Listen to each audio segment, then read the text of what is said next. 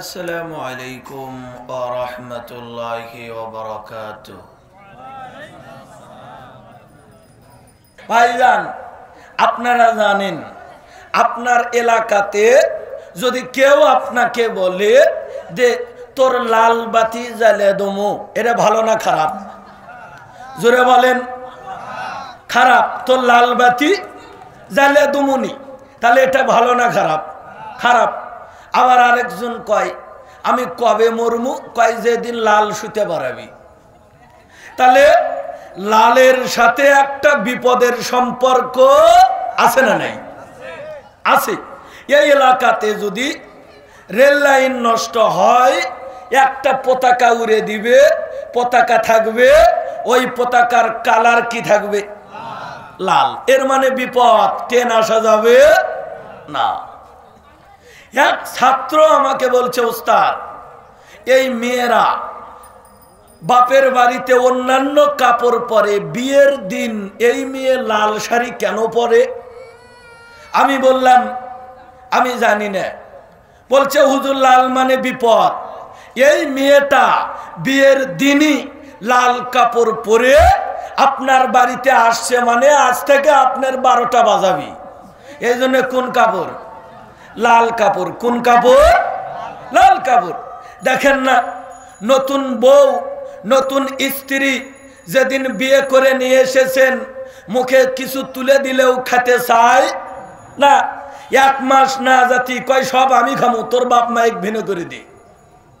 জোরে বলেন ঠিক কিনা? কয় চাকরির টাকা আমি খাবো, পেনশনের টাকা আমি খাবো, প্রাইভেটের টাকা আমি খাবো। এটা কি বিপদ না? মসজিদে ঢুকলেন, 2 রাকাত নামাজ পড়বেন, ওখানেও লেখে তুছে লাল বাতি চলাকালীন সুন্নত নামাজের নিয়ত করবে। এটা বিপদ না? অথচ কাতাদা রাদিয়াল্লাহু আনহু হতে হাদিসটি বর্ণিত, তিনি বলেন ইজা ইজা মানে যখনই, ইজা মানে যখনই, আহাদুকুমুল মাসজিদা, তোমাদের কেউ যখন মসজিদে প্রবেশ করে, ফালা ইয়াজলিস, ও বসবে না, হাত্তা ইসাল্লিয়া রাকাতাইনে, যতক্ষণ 2 রাকাত নামাজ না পড়ে। আর এরা কি করলো? লাল বাতি বেজে গেছে, নামাজ পড়ো না। ফুটবল খেলার মাঝামাঝিতে যেমন একটা হাফিনার হয়, বিরতি হয়, আমরা অর্ধেক খুতবার মাঝে আমরা একটা বিরতি দমু, তোমরা সুন্নত পড়বে। নাউজুবিল্লাহ। তাহলে লালের সাথে সম্পর্ক খারাপ, তাই না?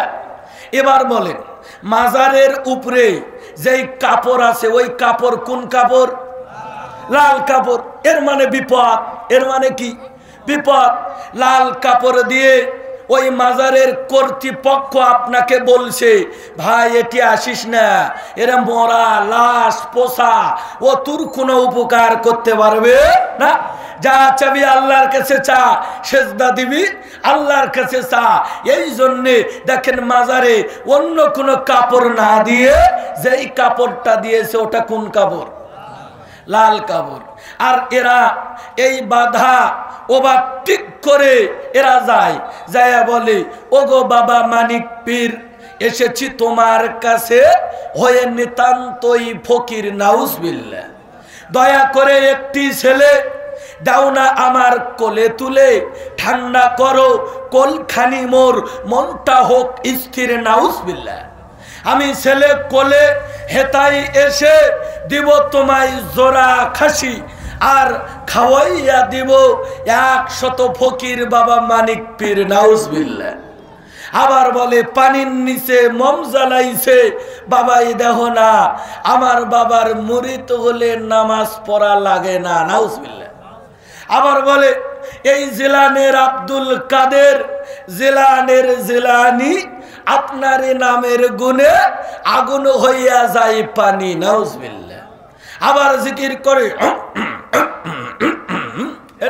এভাবে জিকির জিকির করতে করতে গাছের আগালে বাঁশ বেবে উপরে উঠে, তাই না? উঠে কি উঠে না?